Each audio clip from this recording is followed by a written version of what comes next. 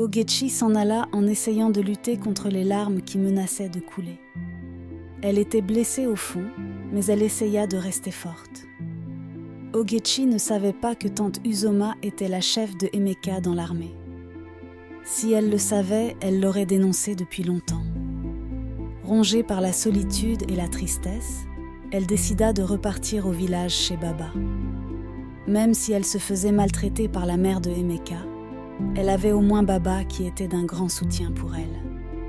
Tante Uzoma ne voulait pas qu'elle s'en aille et elle avait essayé de l'en dissuader, mais Ogechi avait déjà pris sa décision. Tante Uzoma lui remit un peu d'argent pour lui permettre de prendre un taxi. Très tôt le lendemain, Ogechi se rendit au parc avec son enfant pour prendre un taxi.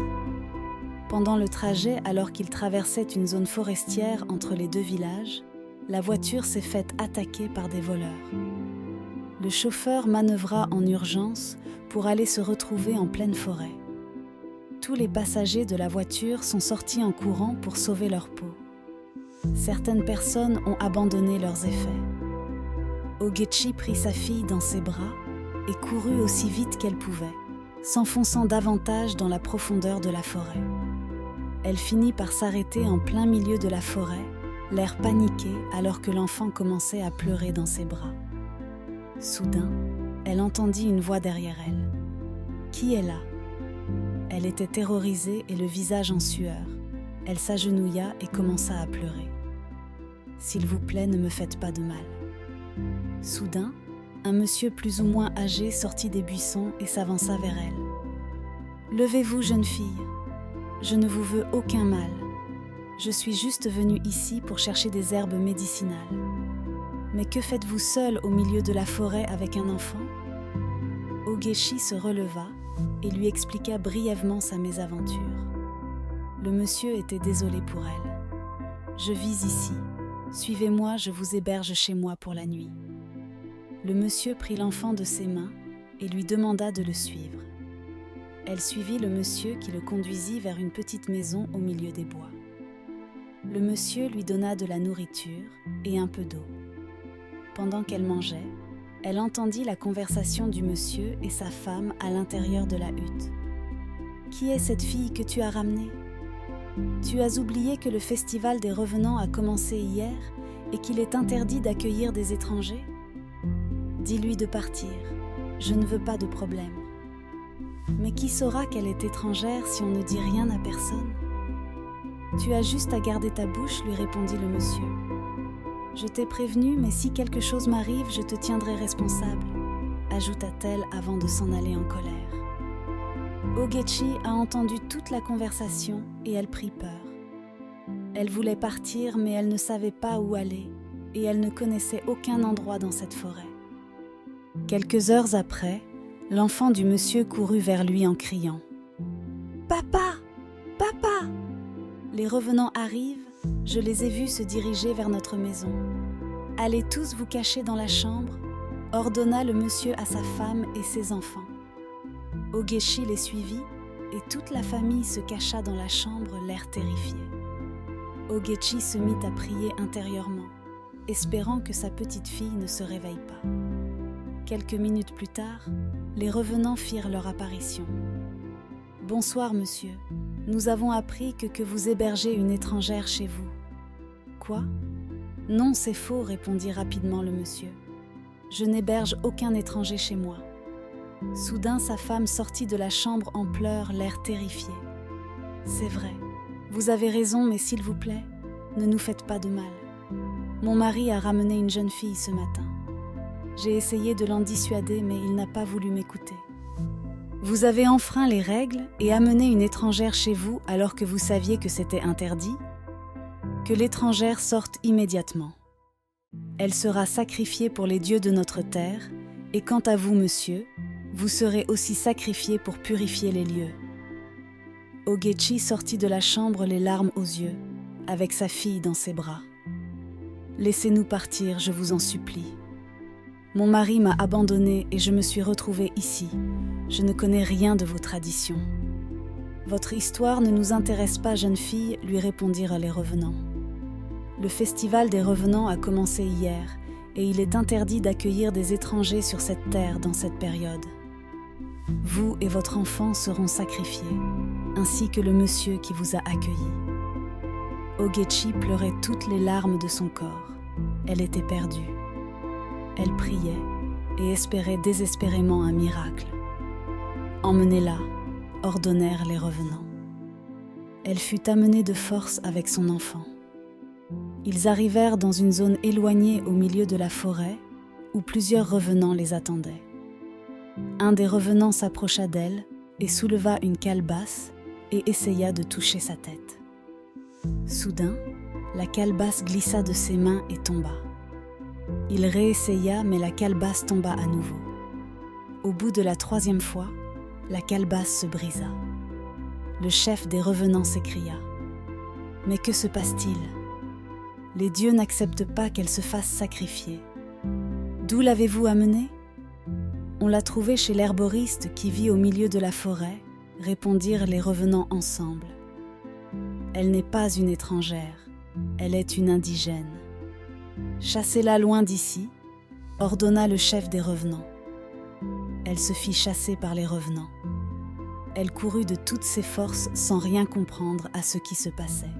Après plusieurs heures à marcher seule au milieu de la forêt, elle finit par trouver la sortie et se retrouva dans un village qui lui était totalement inconnu. Elle aperçut au loin devant elle un grand bâtiment. C'était une église catholique. Elle y entra et s'agenouilla en pleurs et remercia Dieu de l'avoir sauvée. Elle profita pour dormir dans l'église cette nuit. Le jour suivant, les villageois se sont dirigés vers le bâtiment de l'église pour la messe du matin. Elle était assise devant le bâtiment et tout le monde la regardait bizarrement parce qu'elle était dans un mauvais état. À la fin de la messe, les villageois ont cotisé de l'argent pour elle pour lui permettre de continuer son chemin pour rentrer. Elle prit les sous et se rendit de nouveau à la gare. Après 2 heures de route, elle arriva dans le village de Baba. À son arrivée, elle remarqua une grande foule devant la hutte de Baba. Elle vit aussi Emeka qui était assis au milieu de la foule en train de pleurer, alors qu'il était censé être au travail à la base. Elle se demandait ce qui se passait quand soudain, Ife, la sœur de Emeka, courut vers elle. Elle l'aida en récupérant le bébé de ses bras. « Que se passe-t-il ici ? Pourquoi tout le monde est rassemblé devant la hutte de Baba ?» demanda Ogechi. « Baba est décédé », annonça tristement Ife. « Quoi ?» Elle tomba à genoux au sol et commença à pleurer. Baba était la seule personne qui s'occupait et prenait soin d'elle. C'est à cause de lui qu'elle était revenue au village.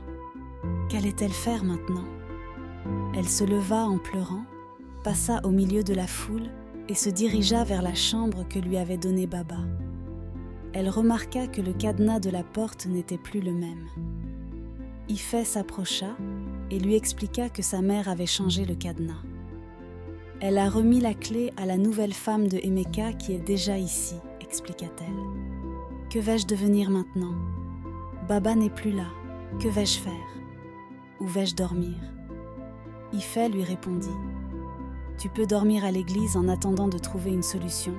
Je peux t'y accompagner. Pendant que Ogechi réfléchissait, Linda fit son apparition devant elle. Décidément.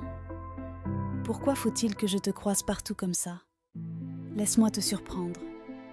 Non seulement je vais bientôt me marier avec Emeka, mais je suis enceinte de lui. J'ai su depuis le premier jour que je t'ai vu que tu n'es pas sa sœur comme il le prétendait. Allons-y, Tata, annonça Ife pour couper la conversation. Ogechi la suivit en direction de l'église. Elle se remémorait toutes les paroles blessantes de la femme de Emeka. Elle n'arrivait pas à croire qu'un jour Emeka lui ferait autant souffrir. Elle dormit dans l'église cette nuit. Le jour suivant, le frère de Baba appela Ogechi à une réunion en présence de Emeka, sa nouvelle copine Linda et sa mère. L'oncle prit la parole. « Bonjour à tous, je m'appelle Shidike et je suis le petit frère de Baba. Avant de mourir, Baba m'a confié certaines informations et m'a demandé de vous les transmettre. Au cas où vous ne croirez pas, j'ai tout enregistré sur mon téléphone et je vais vous faire écouter directement. » Il appuya sur son téléphone et lança l'enregistrement. « Bonjour à tous. Si vous écoutez ma voix en ce moment, ça veut dire que je ne suis plus parmi vous.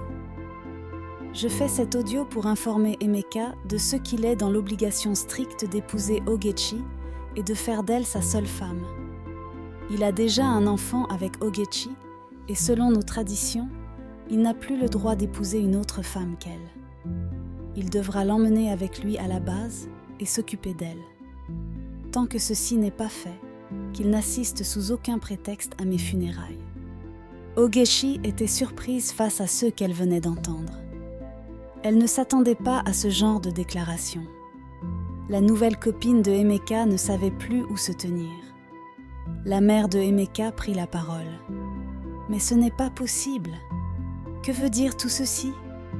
Vous avez tous entendu les messages de Baba. Ce n'est pas moi qui l'ai dit, c'est lui qui l'a dit, et quiconque bafouera ses demandes sera seul face aux conséquences. Demain, nous organiserons le mariage de Emeka afin de poursuivre avec les funérailles de Baba. J'en ai fini. » Emeka baissa tristement la tête. Il était pris au piège. Le lendemain, comme prévu, le mariage traditionnel eut lieu en présence de tous les villageois.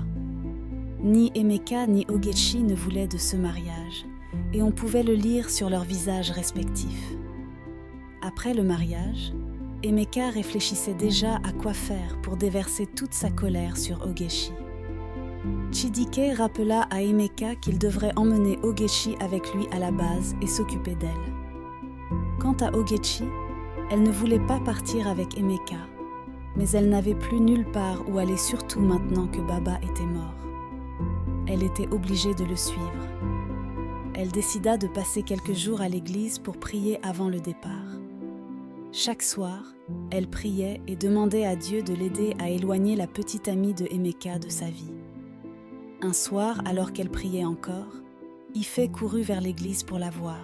« Que se passe-t-il, Ife ? Tu m'as fait peur. Pourquoi tu es sortie de la maison cette nuit ? Viens, j'ai quelque chose à te montrer, répondit-elle en la tirant par la main hors de l'église. Elle la traîna devant la hutte de Baba, où elle vit la petite amie de Emeka assise au sol en train de pleurer avec ses bagages.